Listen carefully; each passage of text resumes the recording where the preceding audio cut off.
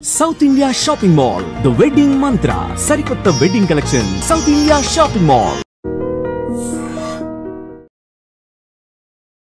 భైరవం ఈ పేర్లు ఏంటి చాలా టిపికల్ గా ఉన్నాయి. మనం తీసుకున్న కథను బట్టి కథలో నుంచే వస్తుంది కదా టైటిల్. ముగ్గురు హీరోలు అయితే మాకు కనిపిస్తున్నారు, but who is the villain అనేది కనిపించలేదే మాకు అసలు. రేపు థియేటర్లో ఆడియన్స్ చూసింది అర్థం అవుతుంది అండి. రేపు ట్రైలర్ వస్తుంది, ట్రైలర్ వచ్చిన తర్వాత విలన్స్ ఎవరైనా మొత్తానికి ఓపెన్ అవుతుంది. ఇప్పుడు టీజర్ రిలీజ్ చేసింది.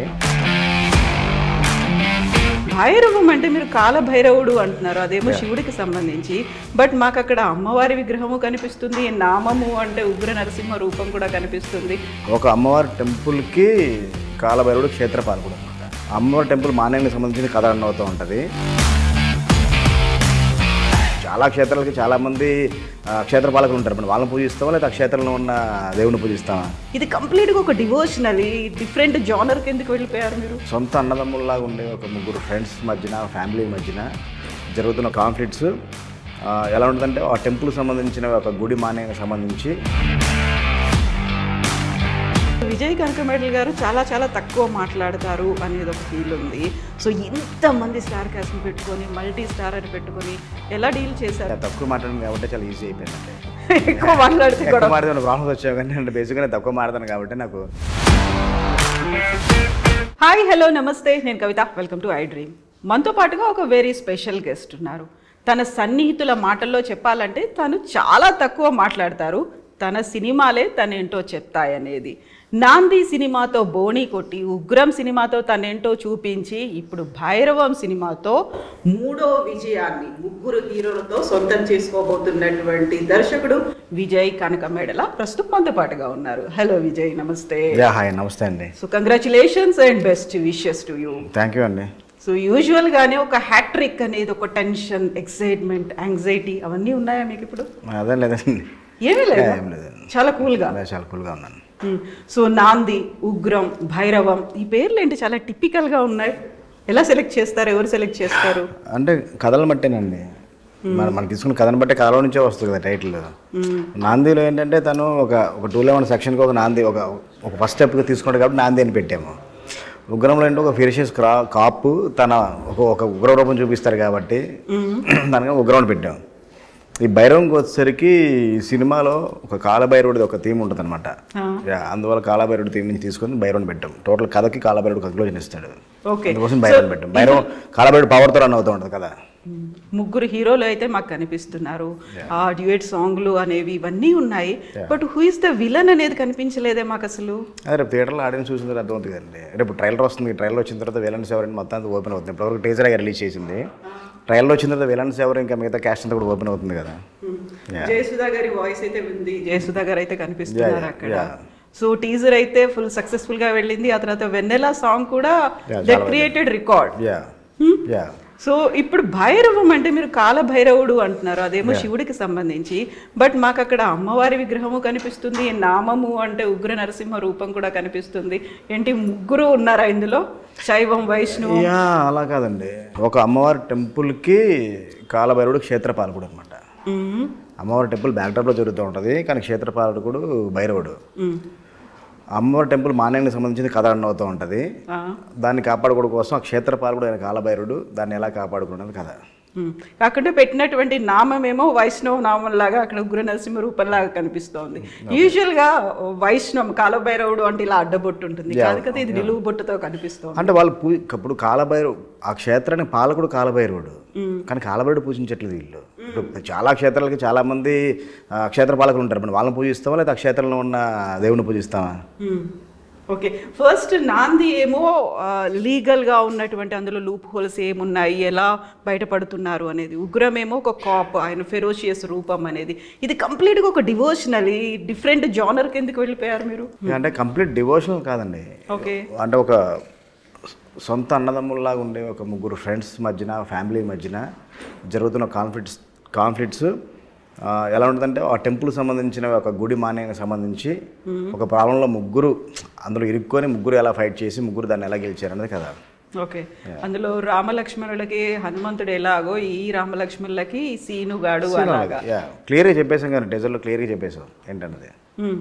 కాకపోతే ఇంకా రివీల్ చేయాలనే అంశాలు ఏవైతే ఉన్నాయో మేము సినిమా రిలీజ్ అయిన తర్వాత ట్రైలర్లో కొన్ని రివీల్ అవుతాయండి, కొన్ని సినిమాలో రివీల్ అవుతాయి. యా సో ఇప్పుడు ముగ్గురు హీరోలు మూడో సినిమాకి మీరు ఇలా సెలెక్ట్ చేసుకోవడం అనేది ఆ కాన్సెప్ట్ ఆ థాట్ మల్టీ స్టారర్ మూవీగా ఎందుకు తీయాలనిపించింది దీన్ని? లేదండి, యాక్చువల్లీ ఇది ఒరిజినల్ తమిళ్ రీమేక్ అండి. గరుడన్ సినిమా రీమేక్, ఇది అఫీషియల్ రీమేక్. ఇది ఆ రీమేక్లో ముగ్గురు కావాలి కాబట్టి ముగ్గురులో మనం ఇక్కడ ఆ కథకి ఫిట్ ఎవరైతే అవుతారు అనుకుని మనం ముగ్గురిని చూస్ చేసుకుని ఓకే చేసుకున్నాం. సో ముందు చెప్పారా మీరు గరుడన్ రీమేక్ ఇది అనేది? ఎవరికండి? యూజువల్గా ఆడియన్స్ అయితే మీరు రిలీజ్ చేసినటువంటి ట్రైలర్ చూసిన తర్వాత టీజర్ చూసిన తర్వాత ట్రైలర్లో గరుడన్ రీమేక్ టీజర్ అని వేయలేం కదండి. కాకుండా కింద కామెంట్స్ చూసే పెడతారు, ప్రమోషన్స్లో పెడతారు, అఫీషియల్గా ప్రింట్ మీడియాలో వచ్చినప్పుడు అన్నింటిలో కూడా వస్తుంది కదా. మేము దాన్ని హైడ్ చేసి చెప్పట్లేదు, గరుడన్ రీమేక్ అదని చెప్పట్లేదు కదా మేము. కాకపోతే ఎక్స్పెక్టేషన్స్ అనేవి ఉంటాయి కదా, గరుడన్ ఎలా తీశారు, విజయ్ ఎలా తీస్తున్నారు, అదండి ఎక్స్పెక్టేషన్. అంటే రేపు జనాలు థియేటర్ ఆడియన్స్ వచ్చిన తర్వాత అర్థం అవుతుంది కదండి, గరుడన్ ఒకలా మేక్ చేశారు, నేను ఎలా తీసాను అది. సో ఇక్కడ ఉన్నటువంటి ముగ్గురు హీరోయిన్లు కూడా వాళ్ళకి వాళ్ళే డబ్బింగ్ చెప్పుకున్నారా? ఆనంది తనే చెప్పుకుందండి. దివ్య పిల్లకి వేరే వాళ్ళు చెప్పారు. మన శంకర్ గారి డాక్టర్ కూడా వేరే అమ్మాయితో చెప్పించు. అమ్మాయితో ట్రై చేసాం కదా, కొంచెం తమిళ స్లాంగ్ వస్తుంది. ఎందుకంటే కంప్లీట్ విలేజ్ నెటివిటీ కాబట్టి సిటీ బ్యాక్డ్రాప్ అనుకోండి ట్రై చేయొచ్చు, కొంచెం స్లాంగ్ కొంచెం మారినా కానీ కంప్లీట్ విలేజ్ గోదావరి స్లాంగ్లో ఉంటుంది కాబట్టి అందులో వేరే అమ్మాయితో చెప్పించాం.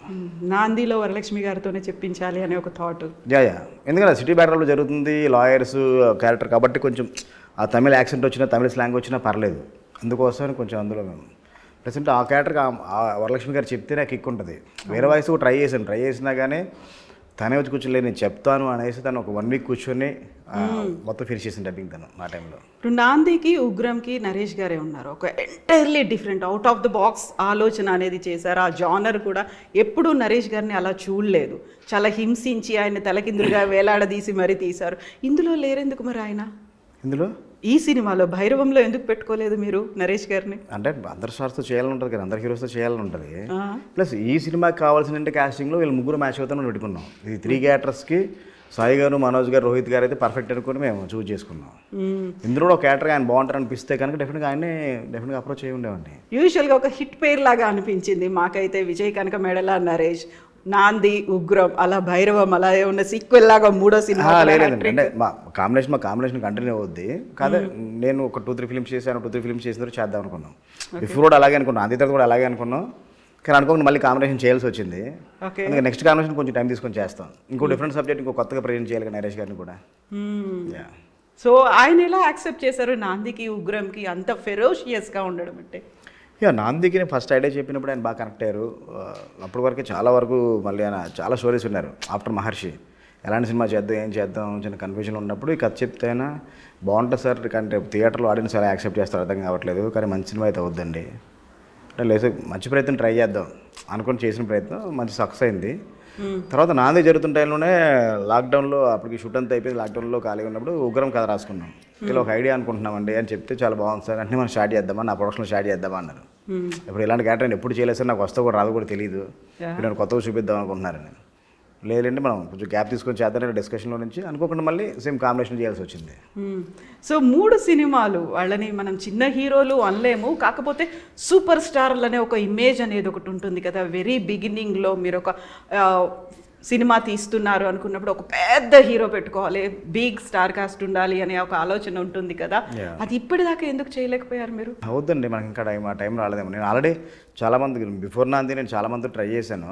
నేను చెప్పిన కథలు అలా నచ్చలేదు అనుకుంటా, వర్కౌట్ అవ్వలేదు. అదే నాంది చెప్పారా వాళ్ళకి? నాంది చెప్పలేదు, వేరే డిఫరెంట్ స్టోరీస్ చెప్పిన తర్వాత వర్కౌట్ అవ్వట్లేదు అనేసి నాంది లాంటి కాన్సెప్ట్ కథ రాసుకొని ముందు మనం డైరెక్టర్గా ప్రూవ్ చేసుకుందాము, తర్వాత మనం డైరెక్ట్గా గుర్తించిన తర్వాత అప్పుడు మన స్టార్స్ దగ్గరికి కలవచ్చు కదా అనే ఉద్దేశంలో నాంది చేశాను. సో నాందికి ముందు మీరు ఆల్మోస్ట్ 15 సంవత్సరాలు ఇదే ఇండస్ట్రీలో ఉన్నారు. అప్పుడు పడినటువంటి struggle, very first time screen మీద మీ పేరు కనిపిస్తోంది, దర్శకుడు విజయ్ కనక మెడల, ఎలా అనిపించింది అప్పుడు? అంటే స్ట్రగుల్ అంటే అక్కడికే కదండి, అందరికీ ఉండే స్ట్రగుల్ అది. కానీ first time on screen director Vijay Kanakamedala పడ్డప్పుడు నా అంటే ఇన్ని సంవత్సరాల యొక్క కష్టం ఏదో ఉంటుందో వెరీ హ్యాపీ. అంటే కష్టం అంటే డైరెక్టర్ అవడం కోసం ఎక్కువ కష్టపడ్డాను, కానీ నాకు ఫైనాన్షియల్గా పెద్ద టెన్షన్స్ లేవండి.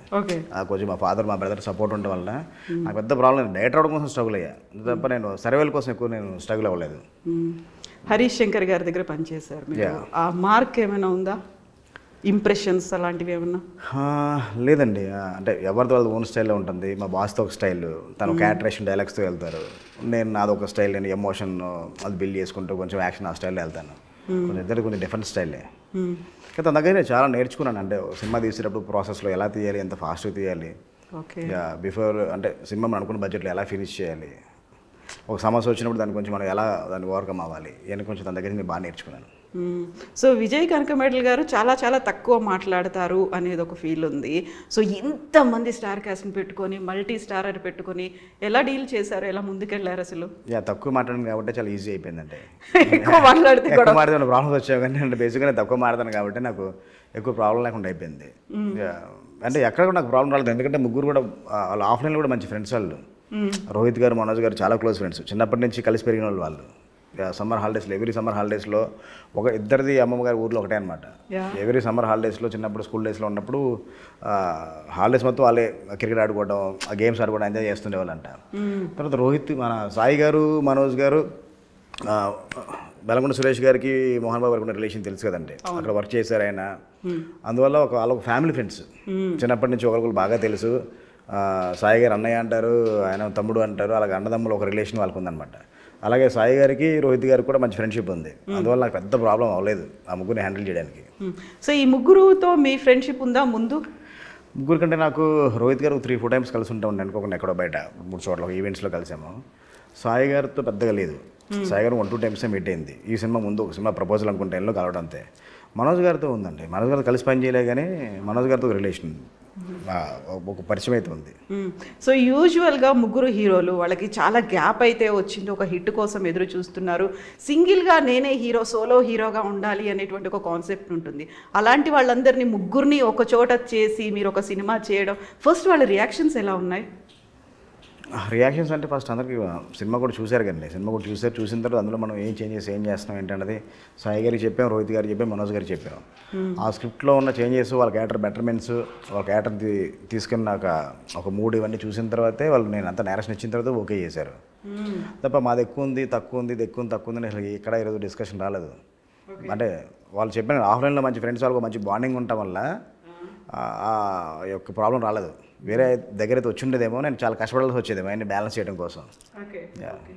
మేము టీజర్ చూసిన తర్వాత మీరు ఆ టీజర్ ఎండ్ స్టేజ్లో బెల్లంకొండ శ్రీనివాస్ది చూసినటువంటి ఒక క్లోజ్ షాట్స్ కావచ్చు, ఆయన షౌటింగ్, స్క్రీమింగ్, అదంతా మాకు కాంతారా చూసినట్టు అనిపించింది. ఎందుకు ఆ రిఫ్లెక్షన్ అనేది, చుట్టూ పసుపు కుంకుమలు, ఆయన అరుపులు.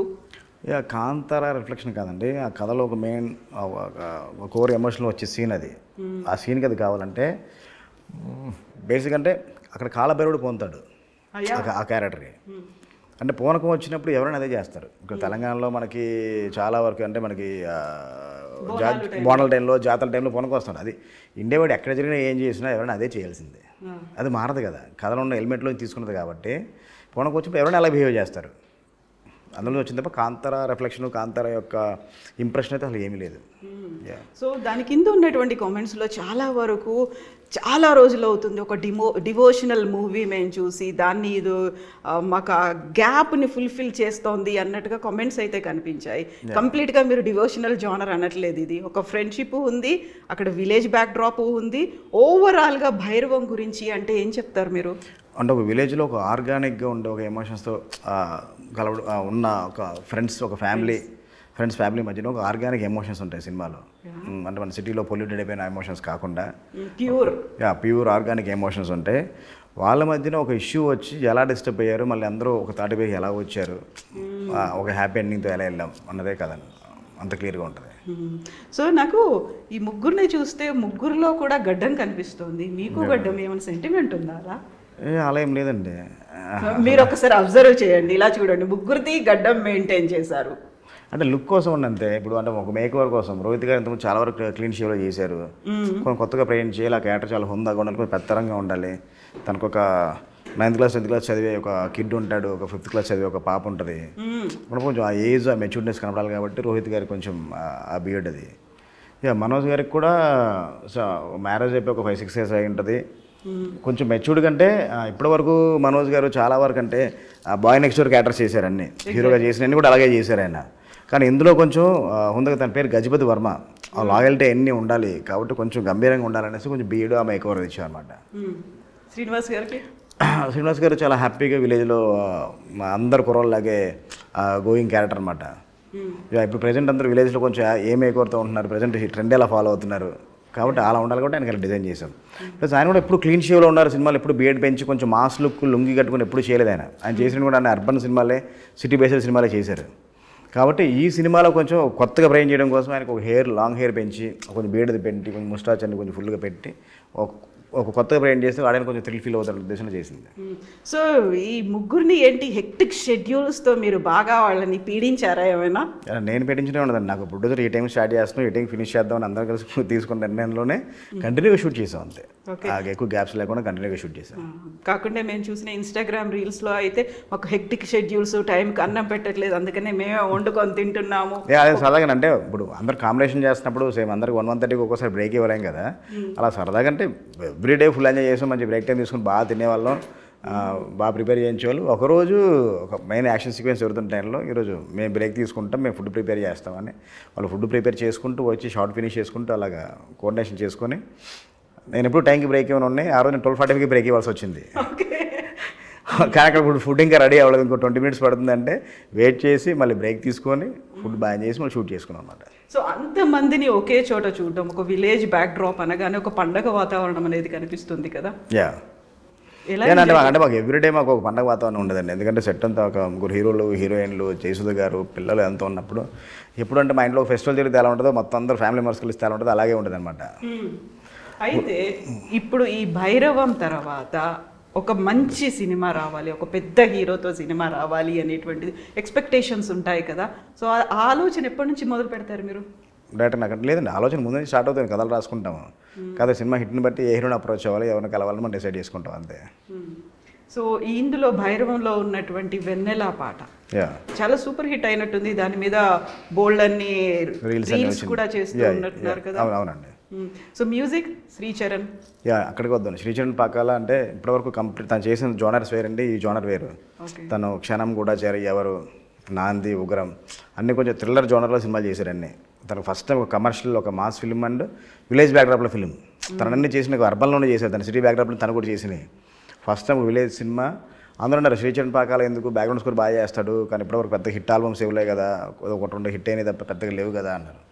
లేదు, ఇప్పటివరకు తనకి ఇలాంటి కథ పర్లేదు, ఇలాంటి స్టోరీని బట్టే, స్టోరీలో నుంచి వచ్చే సిచ్యువేషన్ బట్టే సాంగ్స్ వస్తాయి. కాబట్టి నాకు నమ్మకం ఉందని కూర్చొని బ్రో ఇలా ఉంటుంది, ఇలా ఉన్న సిచ్యువేషన్ చెప్తే తను చేశాడు. చాలా మంచి ఆల్బమ్ ఇచ్చాడు. వెళ్ళిన సాంగ్ సూపర్ హిట్ అయింది. తర్వాత భైరవం టైటిల్ ట్రాక్కి చాలా మంచి పేరు వచ్చింది. ఫ్రెండ్షిప్ ఫ్యామిలీ సాంగ్ కూడా రిలీజ్ చేసాం ఒక 3 days బ్యాక్. అది చాలా మంచి అప్లాజ్ ఉంది. ఇప్పుడు ట్రెండింగ్, యూట్యూబ్ ట్రెండింగ్లో ఉంది అది. తర్వాత నెక్స్ట్ ఇంకొక మాస్ మసాలా సాంగ్ ఉంటుంది, ఒక సెట్ సాంగ్ ఒకటి. అది విన్నాక అందరూ నిజంగా శ్రీచరణ్ పాకాలని చేశాడా, నేను శ్రీచరణ్ పాకాల ఎంతవరకు మనం వేరే పర్స్పెక్టివ్లో చూసాము, మనకు కూడా కమర్షియల్ మ్యూజిక్ కూడా చేయగలడు అన్న పర్స్పెక్టివ్ మారిపోద్ది ఆ సాంగ్ తర్వాత అందరికీ. సో శ్రీచరణ్ పాకాలతో మీకు సెంటిమెంట్ కూడా ఉన్నట్టుంది. అందరం టోటల్ క్రూ, టోటల్ అంటే టెక్నీషియన్స్ మొత్తం ఉండే ఒక ఈవెన్ శ్రీచరణ్ పాకాలే కాదు, editor Chota K Prasad, production designer Brahma Kadali, మా writers Thummu Venkata and Satya and screenplay writer Ramachandra, అందరూ ఫస్ట్ నుంచి మేము అందరూ ఫ్రెండ్స్ అండి. అలా కలిసి ఒక టీమ్గా ఫామ్ చేస్తాం అంతే. సో ఇక్కడ టీజర్ లాంచ్ టైంలో మనోజ్ ఒక మాట చెప్పారు, అందరం మేము బ్రదర్స్ లాగా కలిసిపోయాము, ఒక అన్న దొరికాడు, ఒక తమ్ముడు దొరికాడు, ఒక ఫ్యామిలీ అనేది ఉంది అనేది. సో ఆ బాండ్ అనేది యూజువల్లీ ఒక సినిమా తర్వాత ఎండ్ అయిపోతుందా అనేది ఒక ఫీల్ అనేది ఉంటుంది కదా. What was the reaction film అయిపోయింది షూటింగ్ అన్నప్పుడు? లేదంటే ఒక ఫుల్ ఫిల్మ్ మొత్తం అంటే ఒక ఫ్యామిలీ ఫ్రెండ్స్ లాగా మనం ఆ మూవ్ కూడా చేసాం. ఒక మంచి అంటే కథలో ఉన్న ఎమోషన్స్ కూడా అలాంటివి కాబట్టి అందరూ బాగా సింక్ అయిపోయాం అనమాట. అంటే అందరూ కొంచెం ఎమోషనల్ అనమాట. మనోజ్ గారు కానీ, రోహిత్ గారు కానీ అంత ప్యూర్ హార్టెడ్ పీపుల్ అంటే వేరే ఏముంటుంది. డైరెక్ట్ ఏదైనా కానీ చాలా ఓపెన్ మాడుకునే వాళ్ళు అనమాట. బాబాయ్ నువ్వు వాళ్ళని కొంచెం లేటుగా వస్తాను, నువ్వు లేటుగా రా, నువ్వు ముందు రావద్దు, కొంచెం నన్ను అర్థం చేసుకో అని ఇంత ఓపెన్గా చెప్పుకునేవాళ్ళు. అలాంటి కంప్లీట్ షూట్ అంతా అయిపోయేసరికి ఒక చిన్న ఒక ఎమోషన్ ఉంటుంది కదా సార్. ఇండోలో అంటే 80 days కంటిన్యూ పనిచేసాం. అది గ్యాప్ లేకుండా మంత్లో 10 days చేసి ఒక 2 months గ్యాప్ ఇచ్చి మళ్ళీ చేస్తే అది వేరే ఉంటుందేమో. కంటిన్యూగా డైలీ అంటే ఒక సెప్టెంబర్లో స్టార్ట్ చేసి డిసెంబర్ షూట్ ఫినిష్ చేసామండి. అంటే ఆల్మోస్ట్ ఇంకా ఎవ్రీడే మనం అందరం మీట్ అయ్యి ఉన్నాం. షూట్ లాస్ట్ ప్యాకప్ చెప్పే రోజు నాడు చిన్న పెయిన్ అయితే ఉంటుంది. మళ్ళీ ఎప్పుడు కలుస్తూ ఉంటాను కానీ ప్రమోషన్స్లో మళ్ళీ కలుస్తున్నాము. తర్వాత ఎప్పుడు ఎవ్రీడే అంటే మా ముగ్గురు హీరోలకి నాకు కలిపి గ్రూప్ ఉందన్నమాట. WhatsApp group. అది మా మనోజ్ గారే ఫస్ట్ డే లొకేషన్కి వచ్చినట్టునే క్రియేట్ చేశారనమాట. ఎవ్రీడే దాంట్లో చిట్ చాట్ జరుగుతూనే ఉంటుంది. అందువల్ల మా అంటే ఈ సినిమాతో కదండి ఇంకా అది ఆ బాండింగ్ అలాగే ఉండిపోద్ది. మాది ఎక్కువ బాయ్స్ టాకే ఉంటుందా? లేదండి, సినిమా గురించి సరదాగా ఉంటుంది తప్ప మార్నింగ్ ఏం చేస్తున్నారు తప్ప వేరే అదర్ టాపిక్స్ ఏమి ఉండవు. సినిమా గురించే డిస్కషన్, సినిమా నెక్స్ట్ ప్రమోషన్స్ ఎలా చేద్దాం, ఏంటి డేట్ ఫిక్స్ అయిందా, ఈ డిస్కషన్ తప్ప అదర్ డిస్కషన్ అయితే ఉండదు అందులో. గుడ్ మార్నింగ్ గుడ్ నైట్లు ఇలాంటివి కూడా ఉండవు.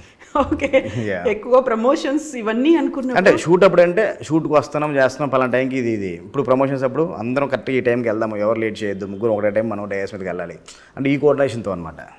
సో సినిమాకి ఎవరు టెన్షన్గా వచ్చేవాళ్ళు, ఎవరు లేట్గా వచ్చేవాళ్ళు? అందరండి ముగ్గురు అసలు ఎవరు టైమింగ్ విషయంలో అసలు ఎక్కడా ప్రాబ్లం లేదండి, అసలు ఎక్కడా ప్రాబ్లం టైమింగ్ విషయంలో. మా మనోజ్ గారు చెప్పిన టైం కన్నా ఎర్లీగా వస్తారు, అందరు చెప్పిన టైంకి వచ్చారు. మనోజ్ గారు మాత్రం చెప్పిన టైం కన్నా ఎర్లీగా వచ్చి రెడీ అయిపోయి దిగుతారనమాట. అందరూ కొంచెం ఫాస్ట్ రెడీ అవుతారు. ఒక కామెంట్ ఏదో చేసినట్టున్నారు, ఎవరో లేట్ వస్తున్నారు వాళ్ళ రెమ్యూనరేషన్లో సగం కట్ చేసి మాకు 50-50 ఇవ్వండి అనే కామెంట్. ఎవరు లేట్ వచ్చారు అలా? లేదండి, మన అది ఈవెంట్ రోజు టీజర్ ఈవెంట్ రోజు ఉన్నాడు. సాయి గారు రావడం కొంచెం లేట్ అయింది.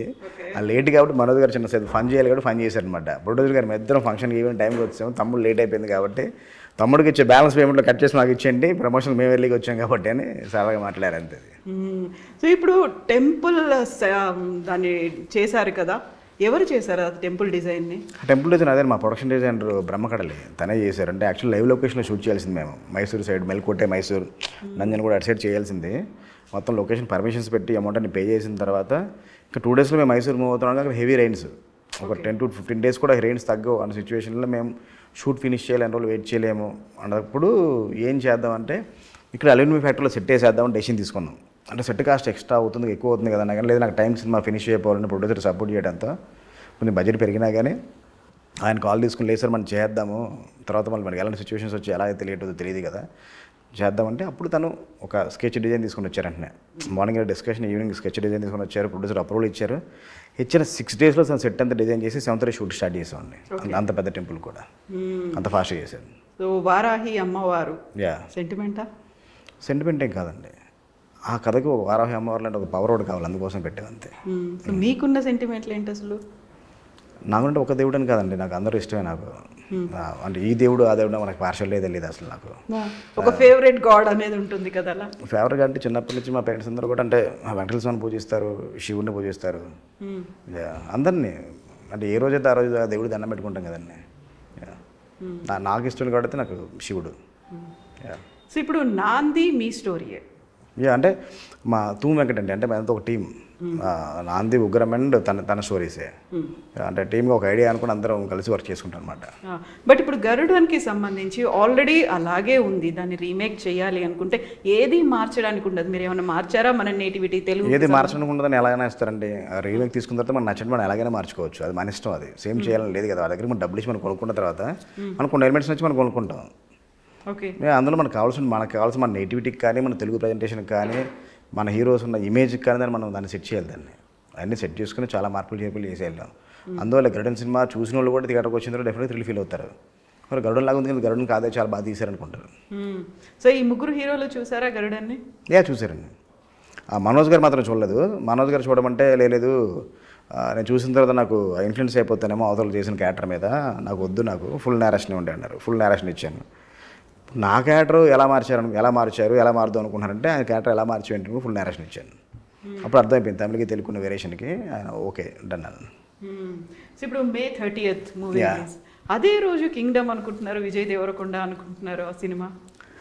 ప్రజెంట్ వరకు అయితే అనుకుంటున్నారు, కానీ ఇంటర్నల్గా అయితే అది చాలామంది అంటే రాదు అంటున్నారు. అదే రీతిలో అయితే ముందుకు వెళ్తున్నాం అంటే. సో ఆ రోజు రిలీజ్ అయ్యే మిగతా సినిమాలకు వాటికి ఒక కాన్ఫ్లిక్ట్ అనేది ఉంటుంది, ఒక టెన్షన్ స్ట్రెస్ అనేది ఉంటుంది కదా? లేదండి, అంటే ఇప్పుడు ఏ సినిమా వచ్చినా కానీ ఆ జోనర్ వేరు మా జోనర్ వేరు.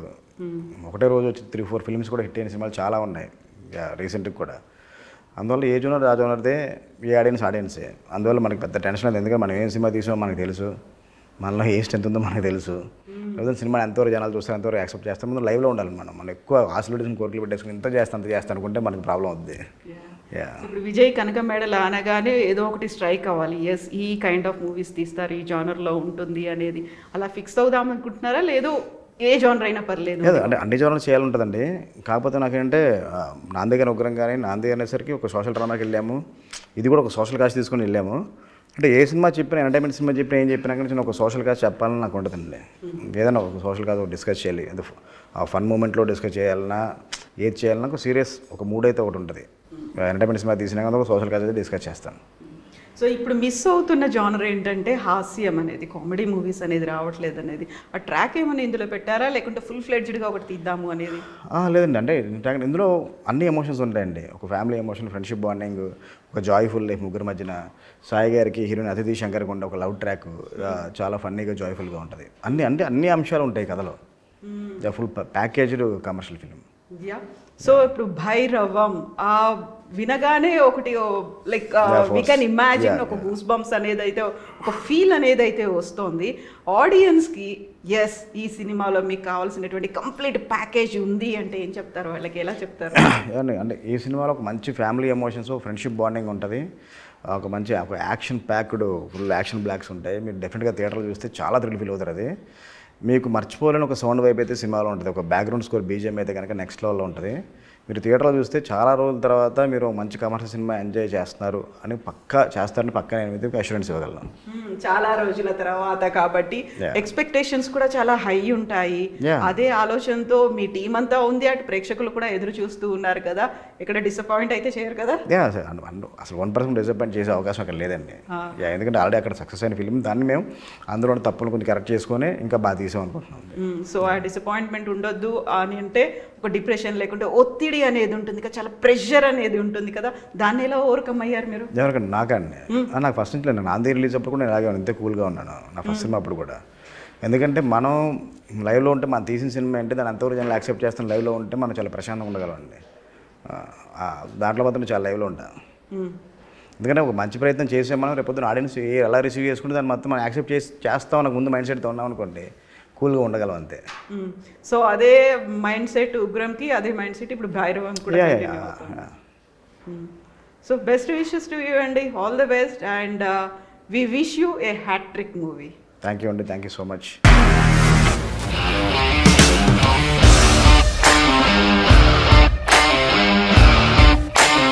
ఇండస్ట్రీలో కమిట్మెంట్ ఇష్యూస్ వస్తే నీకు కూడా వచ్చినట్టు మార్నింగ్ తీసుకెళ్ళాలంటే కొట్టి పడేసాడు.